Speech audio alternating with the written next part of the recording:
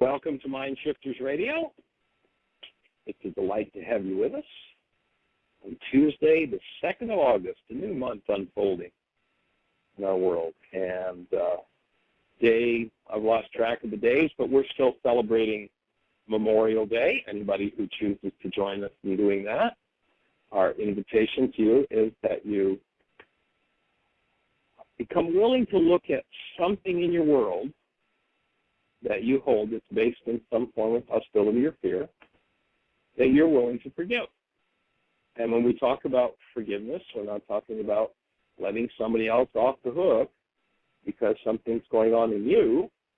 Forgiveness is a tool with which you go inside yourself and remove what never belonged. And that's what we're here to support you in. And we invite you to tap into our website, www.whyagain.com, www.whyagain.com, and on the right-hand side, you'll see a link that says Download Worksheets. We invite you to tap into that link and to look at the first 3 links under that section, and those first 3 links are the how-to of forgiveness, the internal process of forgiveness. And the difference between the classic, the way the world does forgiveness and the way we're talking about it is that in the classic form of forgiveness in our culture, everybody's got everybody else to blame but is willing to forgive them, to let them off the hook for what's happening inside. And of course, it's pretty ridiculous to let somebody else off the hook for what's happening inside of you, something that you've created. And so the idea is to be willing to step in and be responsible for everything that's in you. And if there are things you've been blaming somebody else for, that's done by a little trick of the mind called projection. And we invite you to undo your projections. How do you undo your projections? Well, that's what the reality management or forgiveness worksheet is about. That's the Aramaic way of undoing what never belonged. And so, welcome to the show. If you've got a question for us or a thought, if you're doing worksheets or using any of the other tools and have questions about them, we would love to hear from you about your questions. And our phone number, call in, 646-200-4169. We'd love to hear your voice. I don't know if you're there, Lynne, but if you are, we've been conversing the last couple of days, and I would love to carry on our conversation in support of where you're heading with the process of forgiveness and with the tools. So, Jeannie, do we have any callers or anything in the chat room at this moment? No, we've got Tim and David both on the line now, but we don't have anybody. I actually got bumped out of the chat room. I don't know what's going on. It says somebody else signed in and kicked me out. So I don't know how that happens, but so I'm just now signing back into the chat room. But we don't have any questions yet. All right. Well, good morning, David and Tim. Welcome. Good morning. Or good afternoon, I guess. I'm still doing the show from back in Oregon in morning time, but it's afternoon here too. It's 1 o'clock. So we missed you yesterday, Dr. Tim.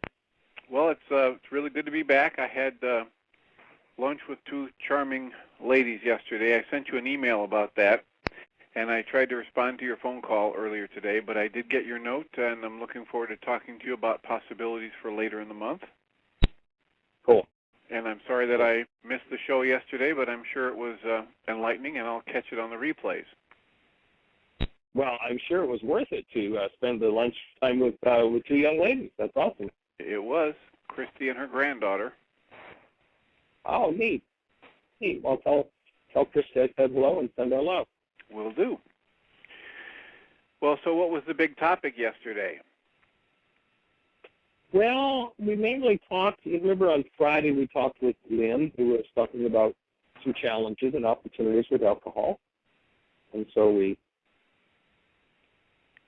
shared some ideas with Lynne about forgiveness and some of the challenges there. She had some openings on how to use the worksheet. And so it was really good conversation. I think everybody got a lot out of it. So was excellent. Well, great. So she got to call in yesterday instead of just being in the chat room? Yep, and we invited her to call in again today to continue the conversation because it was really productive for everybody. You got to some core questions and core issues, which it's always good to have that live interaction with somebody who's actually in there doing the work in order to tap in and do what comes next in the process of healing. And we're on the 16th day of teachers training here. And we have a caller. Finish tomorrow. Oh, cool.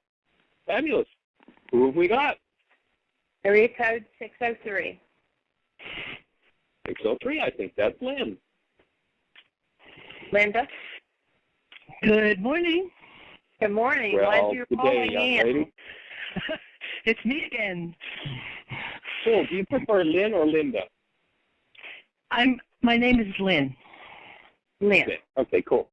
Well, let me just finish a thought I was putting out, Lynn, and we'll get into our conversation. But we're just finishing teachers training, and then we have a day off between sessions, and the next day we start, on the 5th, we start 16-day laws of living. So things are rocking here at Heartland. A small but mighty group of teachers. Absolutely awesome the way the people who are here studying teachers training. Every person in the class has a quantum leap in understanding of actually teaching the work compared to any of the teacher trainings we've done in the last, I'm not even sure, I've been doing teachers training for about 15 years. And so to me it's an indicator we're getting close to critical mass. People are really understanding it and putting it to work. So delighted to be here sharing with you. So Lynn, what's on your mind today? Well, I'd like to share that since I've been doing these worksheets and the work, I'm having far less reaction to things, or at least when they start to come, I can stop and see that it's a reaction right then and there. Awesome. Yeah, it is really awesome. And this morning, specifically, I got, there's been an ongoing challenge with my father's estate. He passed a year ago, and I got news this morning that his house that the executor was to sell was just like left sitting there, and now it has such a bad mold problem it can't sell without either a huge infusion of money or, taking a terrific loss on it. So I immediately went to blame the executor of the estate, who seems quite incompetent, there's my judgment, for doing this.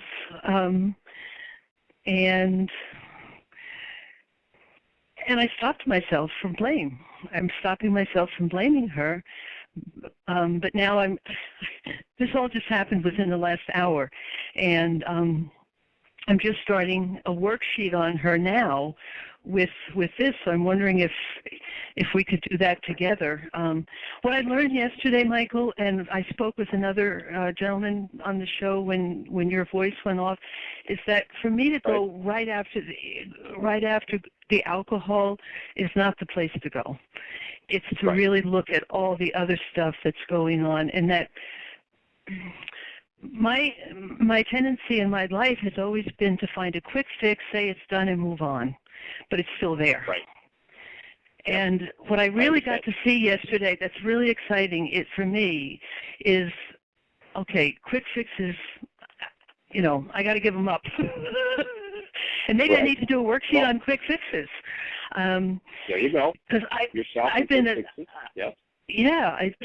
I've done a million quick fixes, not some around alcohol, but everything else in my life that hasn't worked or that has been troublesome.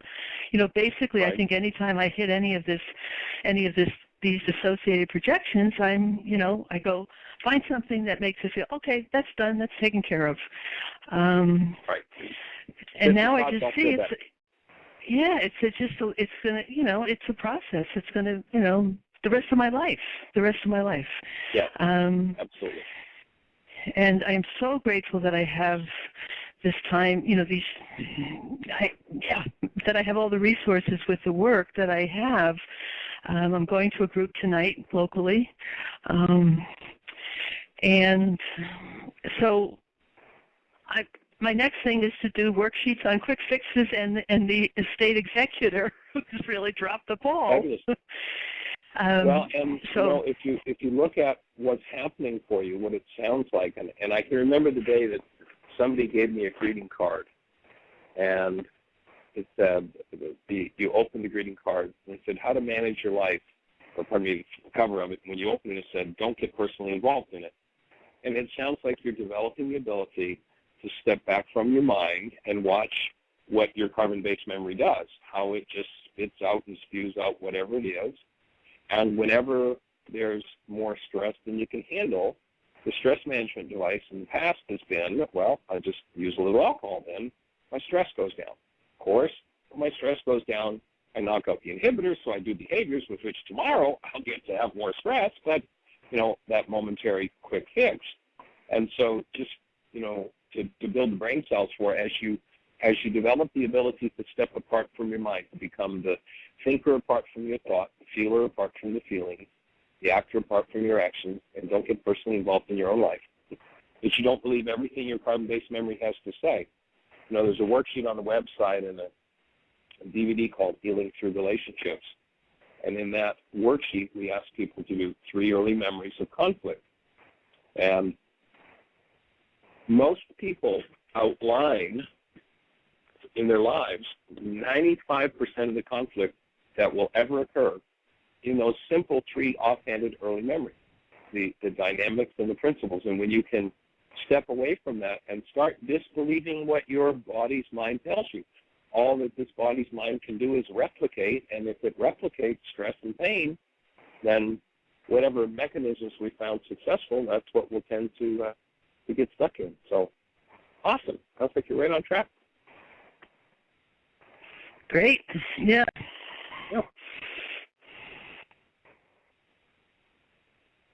So do you have a specific question about the worksheet at this point? No, like I say, no, I don't. I haven't done the worksheet yet with the estate executor or the quick fixes. This is like just getting really clear in the last literally hour before the show started today. So I guess I'll do that worksheet, and then if I have questions on them, I'll dial in again. Fabulous. Absolutely. You'd be most welcome to do that. And if you'd like, we could take a look and kind of go through the format that you might want to use, say, for instance, with the executor. And, some people would say, well, gee, in that situation, does that mean I just have to lay down and take it? And, oh, well, I lose, the house gets destroyed or what have you? No. You come from a space where you can hold the executor totally, completely accountable, but you don't have to create stress, trauma, pain, and reasons to bring over what the executor does. And what the body's mind, what the replicate mind will tend to do, or what we call the body's mind, will tend to do, is it will tend to take its pattern, oh, look, they screwed up, now I'm in pain, in stress, therefore I have a reason to complain. The option to that is, oh, I see that over them not doing it right. Gee, has that ever been an issue in my life, doing it right? That I have pain and stress. So if I come at them out of my pain and stress, I'll simply increase my pain and stress and end up with more of the same. I think what I'll do first, instead of starting right out with trying to take the beam or the speck out of their eye, I think I'll go look at the beam in my own. What's the beam in my eye? Okay, so to make that concrete, 1A, I put in Brenda, the executor. Right. 1B, what happened is she didn't take care of the house for a year, and now it's difficult to sell, and there's a lot of loss of money. Right. One way or the other. Right. So 1C is I'm pissed. That's my money. Okay. And the thought behind it is she's incompetent. Oh, I don't know. She didn't do it. No, she didn't do it. She didn't do it right. She didn't do it right. She didn't do it right. Okay. So then my thought that causes me to be in the feeling of anger, etc. Right. She's not doing it right. And then it can help, on the right-hand side of that little box, draw your feelings. What you're feeling about that. And yeah, it's anger. Yep. And what's your punishment thought? Well, what is it you want I want to lash out and tell her she's incompetent and she owes that money that's been lost. It comes out of her take. Right. And if I don't do that, this is great, Michael. If I don't do that, I just want to go drink. Perfect. Well, I probably so I want to do both. The anger, yeah. In order to deal with the anger in me, I want to drink so I don't feel that. So we call this sin, self-induced nonsense. I have an energy in me that's off the mark. I have an energy in me that's off the mark, and that's what the word sin means. It's an archery term. You missed the bullseye. And as a result of that energy in me that's off the mark, I have pain, and my anesthetic is alcohol. And my other anesthetic is hostility, rage at her. Hostility is an internally produced drug that anesthetizes us against pain. And when you look at your punishment thought, you walk past the feeling, you look at your punishment thought, there's another worksheet that we do that's an advanced worksheet. This one is the base key ideas, but there's another worksheet that we do where we, in essence, ask the question to remember when someone did what it is that you want to do to punish to you. And what we know by the codependence work that we do is that this is a pretty high level of stress for you.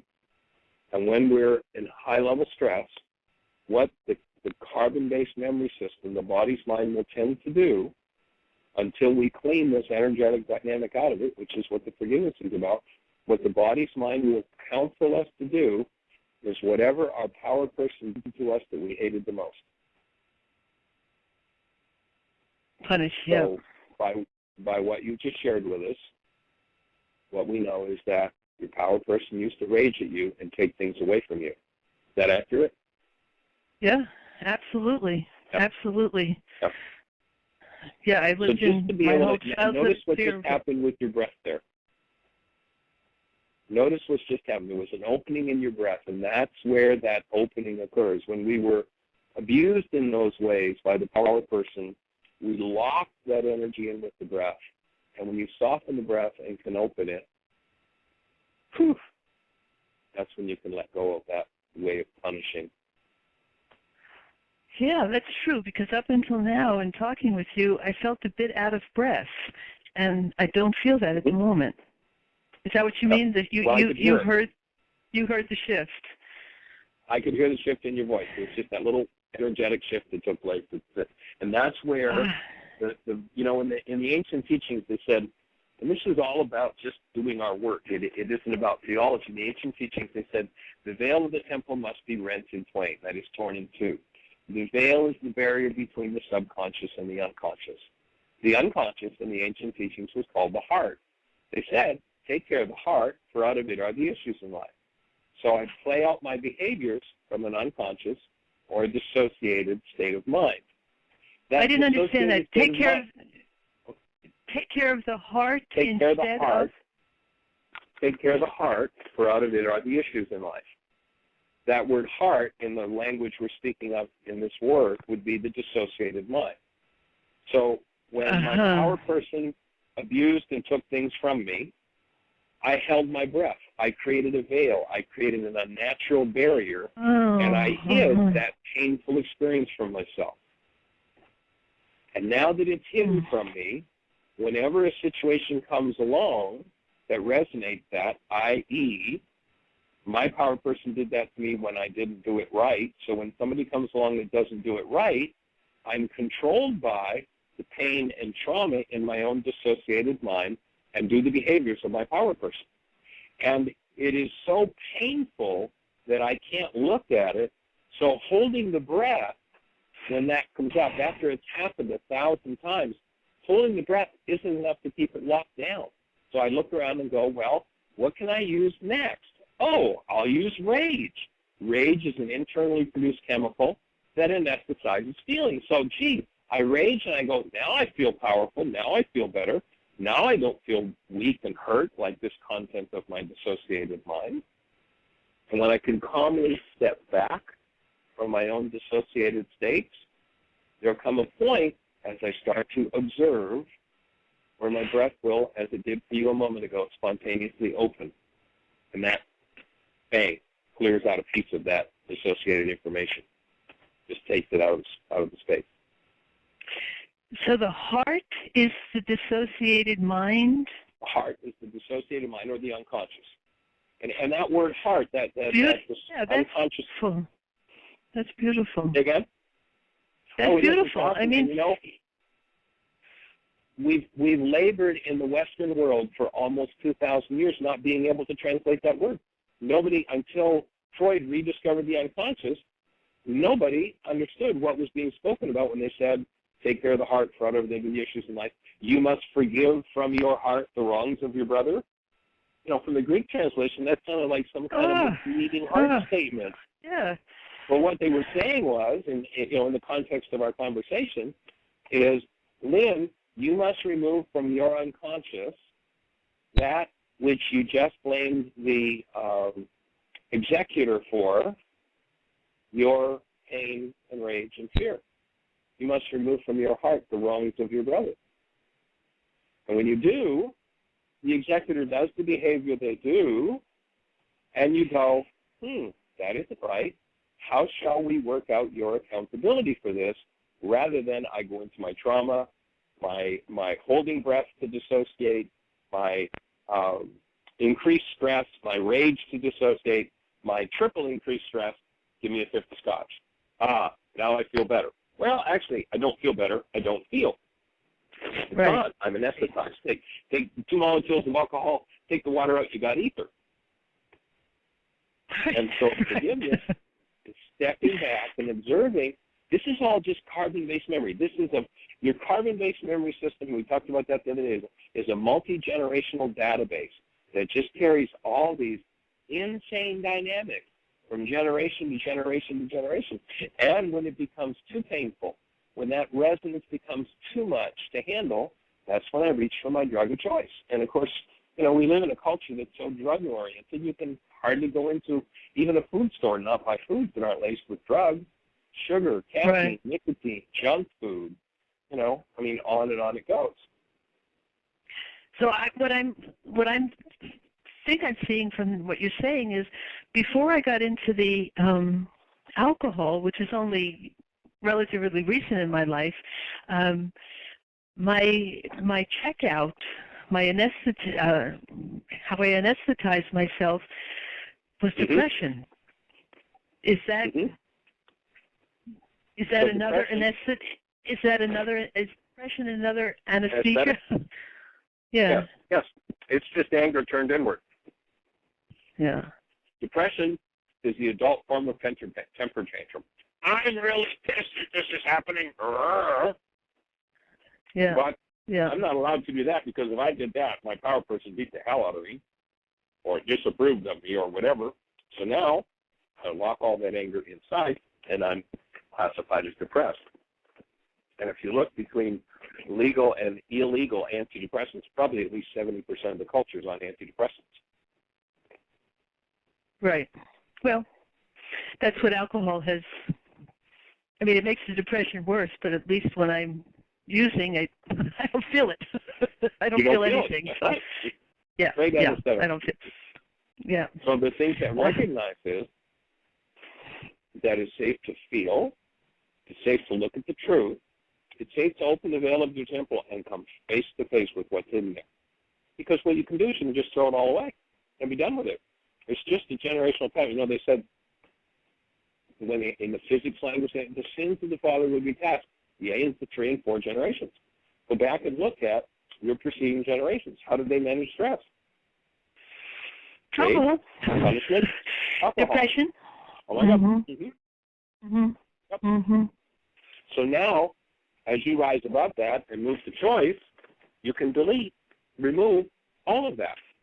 Removing it is called forgiveness. So in the classic forgiveness mode, someone would say to you, your therapist might say, well, you know, that what your executor did was really nasty, really bad and wrong, but just let them off the hook. Forgive them. Which, of course, does nothing to change what's happening inside of you. What we're going to move in the direction of is looking at what's in your heart that you project into your brain's image of the executor so that you can delete what's in your heart. And then, with the connected mind of love, you can go to the executor and say, you know, you didn't do your job, and the terms of your job were this, and so how would you propose, or here's how I propose, that you take care of the deficiency in your task? Oh, you're not willing to do that? Okay. Well, then the next step is I'll just have to legally hold you accountable, because that's what our culture does, is it holds people accountable legally. So I love you, I bless you, I honor you, but you know, you really did screw up. Yeah. For it.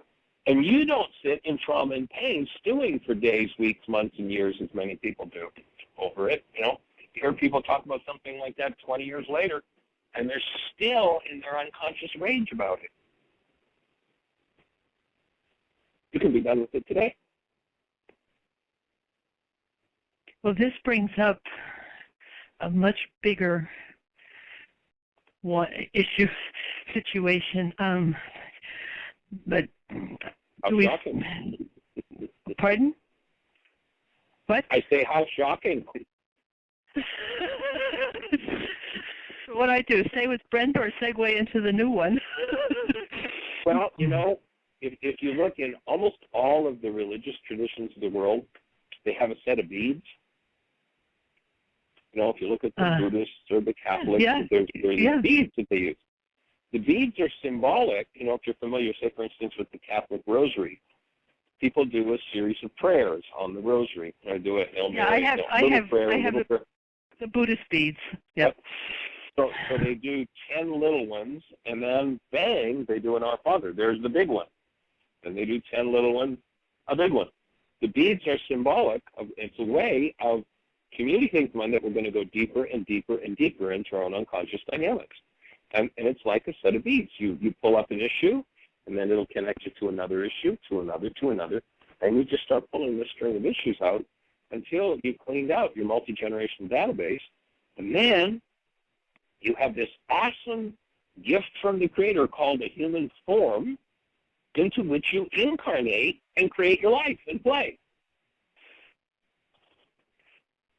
I love your definition of love, human life.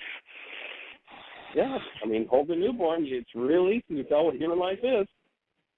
All you have to do is just hold a newborn, and most people are not living humans. Okay, Michael, where do I go?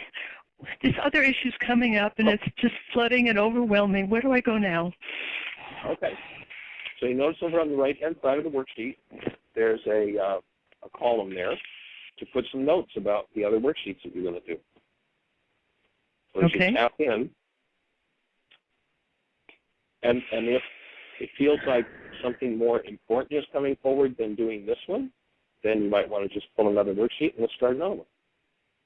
Or you might just make notes over in the right-hand column. Okay, I need to do a worksheet on, you know, being abused for this. So, you know, all the times I watched Dad and Mom get drunk and I was left alone and felt like I didn't have a parent, you know, what have you. Could we start the other one right now? Sure. Okay. It's 1A is the Oregon Medical Board. They removed my license 20-some years ago because I was treating the charge at the time that started the investigation was I was treating cancer with nutrition. Right. And it was precipitated by a patient, a 16-year-old with lymphoma who was a ward of the state. And his guardian, appointed guardian, took him to me instead of back to the oncologist for radiation and chemo for his lymphoma. And right. under my care, he went into remission, which turned out to be permanent. Well, this infuriated the oncologist, so he reported me to the board, and it started a 5-year investigation, at the end of which, they were trying to find something on me of incompetence or negligence or, harmfulness or unprofessional conduct, but they couldn't. They investigated me for years, and then at the end of the investigation, when I challenged their illegal means for trying to nail me, they took my license for not cooperating with them. It was just a very dirty turn. Oh. So, and I've carried that rage with them for 20-some years. So it's like right. I haven't known what to do with it. And so notice that this is a similar issue. It's the same, yeah. The one, there's a resonance, but here it is, in fact. There's a book about that. I think it's called Why Is This Happening to Me Again? Right. Pretty good stuff. So the number 1A, the medical board. By the way, have you seen a film entitled Brzezinski? Oh, I know Dr. Brzezinski, yeah. Mm-hmm. Okay, well, they put a documentary out, exactly what he went through, and they've documented it all. Right. It's awesome. Right. I know. I mean, he's held on. It's just amazing. It is amazing. His courage is just phenomenal. In any event, so then after you put down the medical board, you put your initials. Because notice that, and I have no idea, but everybody that was on the medical board that played that out with you, perhaps today, 20 years later, is dead. You're still carrying it around in your body. I mean, it's so painful that it drives you to drink. Yeah. Or I rage. mean, I didn't drink. Yeah, rage, and the drinking didn't start until quite a bit after all of that. Right. But yep. It was my only resort. Yep. And I think Jeannie's got contact information for you. I've got somebody else I'll put you in touch with that might help you to resolve that issue on another way too. So describe what happened. Unjustly took my my license, my livelihood, and that's exactly what the executive is doing, right? Unjustly taking your livelihood, your inheritance. Fair loss ties right in. This is also. This time you were the one. Say again. It's also connected, it's like this money from my father's estate. I mean, he yanked any support for me during medical school, during my first year of medical school. I worked the rest of medical school to support myself because I didn't do what he wanted me to do that year. It's like, so he withheld the money, and I went to medical school anyway on my own recognizance. It's just so bizarre the way this is all. Well, again, if you when we finish the show, jump on the website and under that download worksheet section, download the 3 early memories exercise, or you might want to order a copy of the video of Healing Through Relationships and the Codependence video. But as you do those 3 early memories, what you'll find is that you just 3 simple, silly, offhanded childhood memories, and you will have written about 95% of the trauma in your life. And the behaviors that control you your whole life long, the behaviors with which you've destroyed relationships, destroyed yourself, et cetera, et cetera. We can just go on and on with it. Right. And you said three early memories worksheet? 3 early memories worksheet. Yeah, it's totally self-explanatory. Okay. I just want to make sure I wrote that. If you want to download it, you can call back in if you want to download it. You need some support in filling it out. So now in that situation, my feelings resonated by this unjust taking of my livelihood. It was, I mean, rage and fear, it's lost both. We've got both. Okay. So then the thought behind the rage is,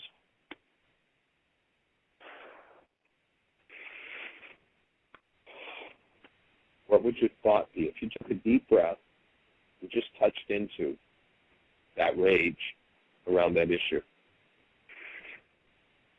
What is your thought that you think? Let yourself become fully conscious of the thought you think in order to feel rage in that situation. Whew. Good. There's the breath. Notice the relief that came with that? Yep. I still don't have the thought, but something shifted, yeah. So the thought's probably something like, how dare they take, I'm doing the right thing and they take my livelihood? Something like that maybe? Or who are they to have that kind of power over me? Yeah, it's more about their power. Okay. Which is the issue with Dad, right? And having the power to take away your support while you're going to school. Same issue. Which is the issue of what? I didn't hear that word. The same issue as with Dad. Oh, with Dad, yeah. Him taking away your support when you were going to medical school. Yep.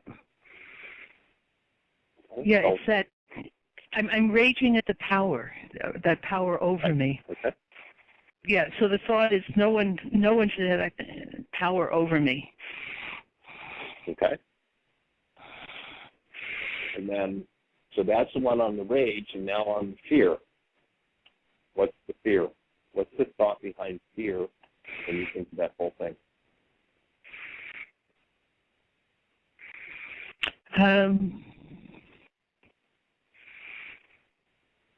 It's livelihood, but it's also who I am. I don't get to create my creative expression. I just love being a doctor. So I love. They can. Mm-hmm. So I love being a doctor. They can take away my means of self-expression. Yeah. Yep. And what do you want to do to punish them?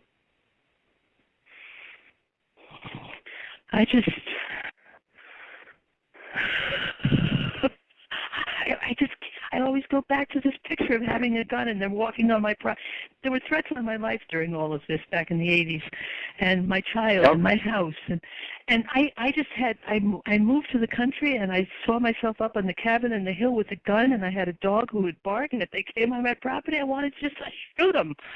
Yeah. Okay. I want to punish by killing, destroying. Destruction. Yes. Breathe. Because notice what you're doing to yourself. Yep. I just got myself. I held my breath. I got into the rage. Mm-hmm. Okay. So then, number 2 is I choose to love truth. I willingly go through the physical, mental, and emotional symptoms of healing. Now, in order to believe that all these feelings and these thoughts are caused by the medical board, you have to deny and dissociate from the power person dynamic, where this was all done to you by your power person. So that means that you're allowing your mind to tell you a lie. Most people love their lies, so number 1 is the absolute truth. They are sticking to their story, and they want to be right about how it's their fault. But while I'm being right about it's their fault, my physiology is going nuts. And that's my physiology's call to 911 to say, there's an emergency happening here in my tissue structure. I need to deal with this. So number 2 is I choose to love truth. So I choose to love truth in this situation. This isn't about the medical board. And as I get clear of the unconsciousness around this, I may choose to go back and do something about it.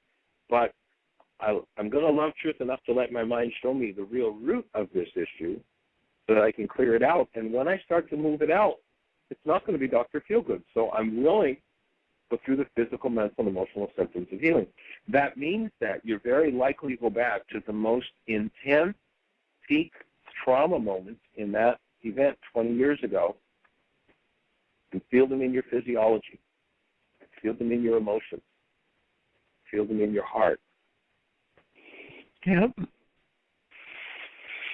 And see the pictures in your mind. And what you want to do is hold the space of love for yourself.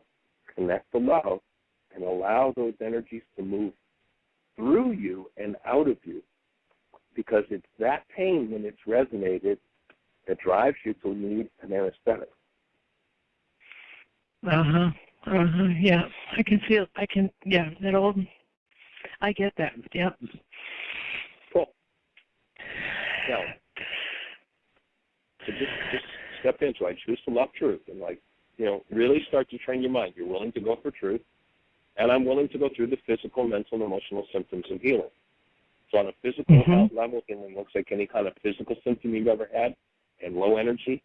On a mental level, it's any kind of negative thought you've ever had, confusion. On an emotional level, it's any kind of negative feeling you've ever had and depression. So I'm willing to go through that. I'm willing to let my veil open, let my breath flow, and be with that, whatever it feels like.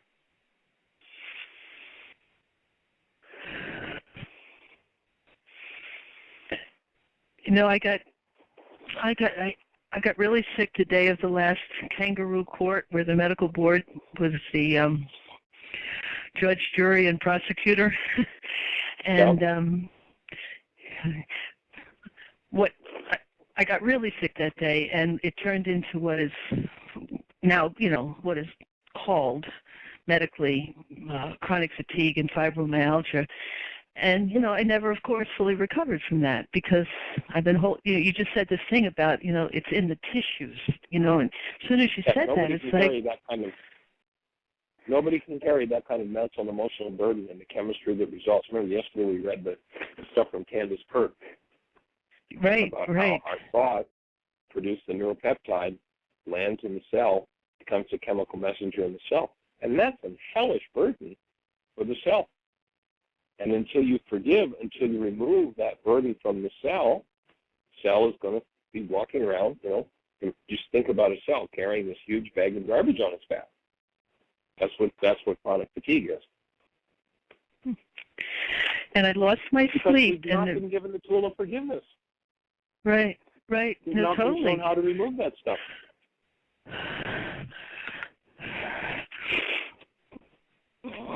Good. Nice breathing.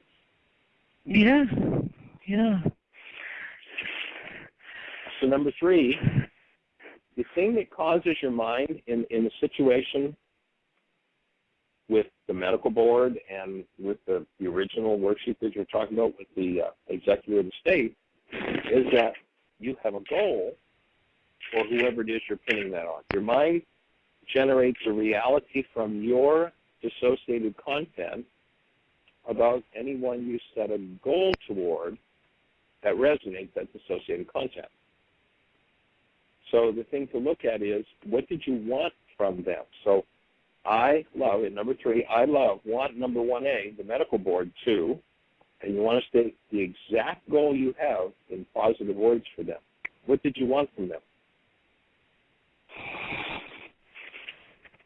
I wanted them to see who I am, the integrity of my work, the results of my work. Okay, so write each of those down. Write each of those down. See who I am. See the results of my work. The integrity of my work. What else? And find me anything? Appreciate me. Appreciate you. Okay, cool. So if you got those written down, now, without knowing one bit of detail about what went on with your relationship with what sounds like is your power person, Dad. If you would be doing a worksheet on Dad, would each of those things be precisely? I've done several worksheets on Dad already. I started worksheets on Dad. Okay. And number three, so are these precise? no. Number three on the earlier worksheet I did on Dad is Dad should let me be me. Dad should be there for and love. Yep. Dad should be there for and love what I am. It's the same thing. It's precisely the same. Yeah. Bingo. Mhm. This is called Why Am I Doing This to Myself Again? I knew the medical board was Dad again. I didn't have to get myself out from under all this. Right. So let's move forward, and we'll show you how to collapse that so that you can move that energy out. So you've got your goal in number 3. Now, the two things have to happen simultaneously in order for healing to occur. Real, true, deep healing of those cellular neuropeptides that create the load. One of them is that I have to access what's hidden there. We'll show you how to do that. I have to access what? The other one is you have to access what's locked in the cell. You have to convert it back from the neuropeptide to the thought. Let yourself get in touch with the thought that is now a neuropeptide in the cell. Okay. So that's one part, and we'll show you how to do that in a minute. The other part is you need to have the active presence of love there. So right. Step number 4 assures that you're doing that. So I choose to reconnect to my original being and think of yourself, imagine holding that newborn, and somebody held you and went, what an awesome presence of love. Mm-hmm. So look in the eyes of the newborn, smile. Let yourself have a really wide smile that reaches up, and let the energy of your smile actually move to the frontal lobes of the brain. That activates a thing from the Aramaic called Rachma. And it is the gateway that presence is love in our physiology. It's the word that they said the first law was, and the Greeks translated, you got to love your neighbor, like it's something you do toward your neighbor. Nothing to do with it. The first law was have Rachma toward neighbor. Your father, the medical board, and the executor are your neighbors. And it has nothing to do with the behavior you do toward them. It has to do with keeping the gateway open to keep your human life alive in your physiology. Rachma. So that's what you're doing when you're smiling and warming the frontal lobes of the brain. You're opening that and reestablishing love.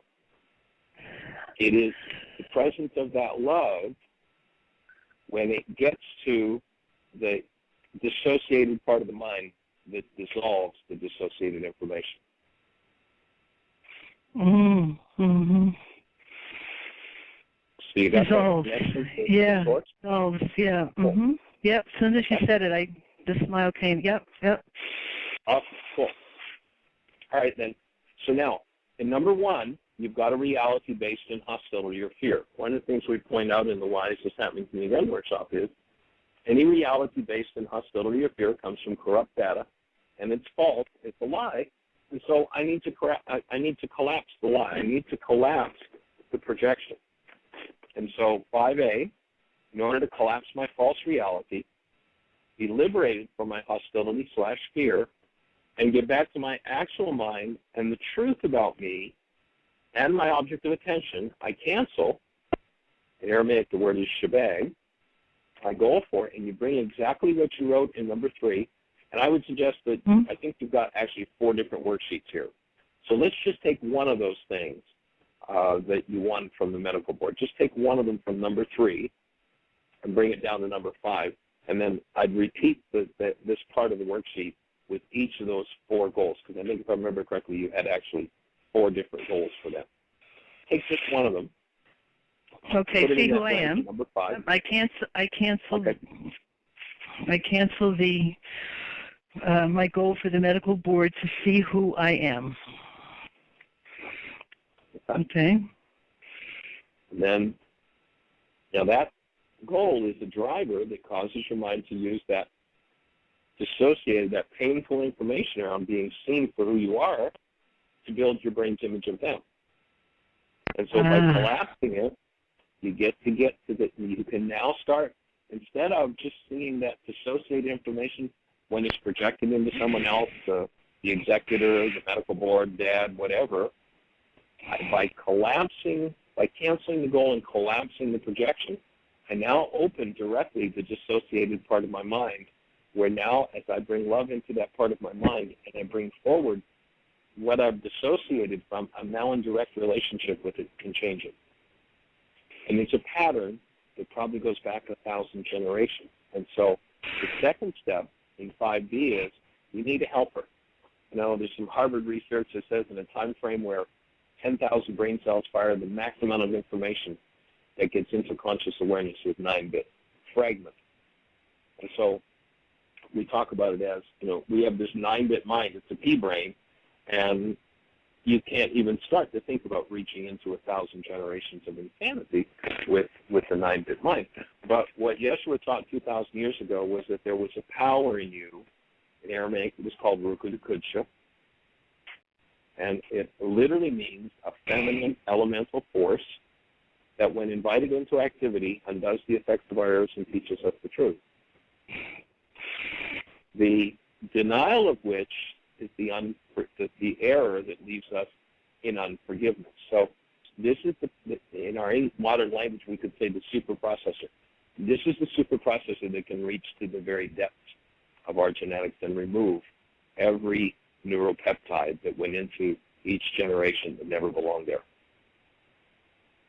And so with willingness, I invite, and there's a blank there so that, you know, whatever you choose to name it. Some people call it the higher power, God, Holy Spirit, whatever term you use. I think there's a vibratory effect of Ruka. I invite Mother Mary. I invite Mother Mary. Cool.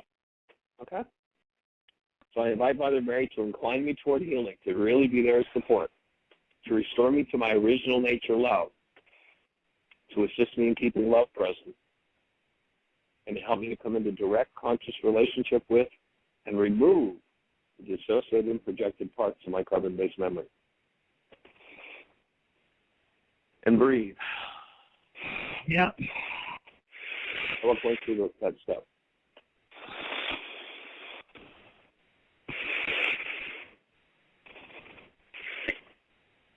I have help. How do you feel? Yeah. I'm breathing. How do you feel? Yep. Do that. I'm breathing and I'm smiling. Okay. I'm breathing. So number 6, I now feel, as you're smiling, is the word lighter? Is it, what is it? Yeah, definitely lighter. Lighter works. Mm-hmm. Okay. So I now feel, I'm smiling and feel lighter. I feel relieved. Yeah. I feel, lighter. Mm-hmm. That's what forgiveness does. And then about the situation, number 1B. So number 1B was the medical board took away my license. About that situation, what can you see now after doing that forgiveness process? How does that whole situation look to you at this moment? My response is, it happened. Yeah. It just happened. The medical board was doing the medical board what the medical board does. Right. Okay, cool. Awesome. And notice that instead of raging, you're laughing. That's what human life does in the presence of life, even when life isn't doing what it wants to have done. However, non-being rages and grieves and pains and traumas because that's what we've inherited from 1,000 generations of insanity. And what just flashed on my mind, you know, one of the hearings, I had hearings locally, you know, in the hospital because they didn't want me to use any of their facilities, you know, because of my entanglement with the board. And of course, the oncologist was leading the local hearings. But he sat there, red-faced, smoking a cigarette, blowing it in my face. And I'm just, you know, I mean, talk about it was like, And then when I applied for a license 10 years later in another state, the same thing happened. A man just red-faced leaned across the table and just telling me how despicable I am. And I just had this overwhelming, just wonderful washover of compassion for these people that are, wow, that are in that experience. Yeah. That's what human life does instead of suffer. Human life is able to look and go, oh my God. Do you remember Yeshua says, there's so many times, if only you'd known it, what I wanted to do was just bring you like a mother chick under my wings and support you and heal you. I remember working with the dean of the medical school in another state back a few years ago, and after we'd done some breath work and some forgiveness work, I offered him the thought, what do you suppose it would be like if medical school were a warm, loving environment where they brought people to be nurtured and healed and sent them out as healers? And he just sat there with his mouth open, like, what a radical thought. And a year later, he quit as the dean of medical school to start working to take alternative medicine into the medical schools. The presence of love is what heals insanity. More insanity doesn't heal insanity. Right. And so as you work through a particular issue in your life, you get to be the space where that issue can be evaporated from planet Earth. That's how we're going to end war. That's how the whole game is going to change. Yeah, absolutely. And the pain that Dad lived with, it was just huge. Unbearable. Huge. Well, yeah. Oh, Lynne. Like yourself, Michael. Like yourself up to this point, he had no tools. Yes, sir. I just have to say, for everyone in the chat room and everybody else who's been listening on the phone, thank you so much, Lynne, for your courage and for your example. It's been amazing. Well, Awesome. thank you. It's going to be a great recording to be able to download. But because we've only got about 3 minutes left, let's do the last piece of the worksheet so we can complete this while we're still here together on the phone. Actually, we're down to a very short time. We may not do our outro today. So in number 7, what you want to do is create a new loving goal. In the ancient scriptures, they talked about the evil spirits that were removed from the man. In Aramaic, it doesn't speak about spirits. It says thought. When the neuropeptides have been accessed that are the burden to the cell and removed, if you don't put something back into place, remember they said 7 worse came to take up habitation? Mind will just want to create more of the same. And so what you do here is we suggest at least 2 goals, truth and perfect love. Hey, wherever I go in my world, I'm willing to look at the truth. I'm willing to function as that compassion and that perfect love. And then what would a loving goal be toward the medical board? I wish them love and truth. Awesome. Awesome. You got it, young lady. That's called forgiveness. And everybody applauds your willingness. That's awesome.